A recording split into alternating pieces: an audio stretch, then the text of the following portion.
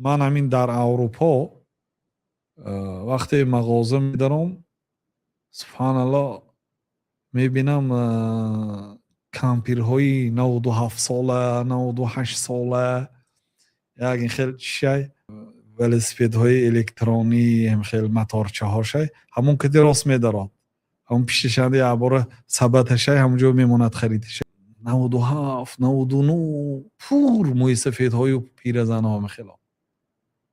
یعنی الله تعالی برای وها در همین دنیا نیکی کرده است. یعنی شکمشان سیر چیزی که خواستن خریده میخورن عمری دراز.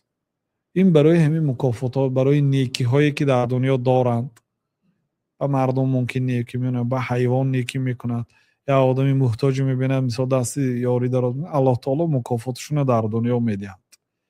لیکن وقتی که از این دنیا میگذارند آتش ابدی هست.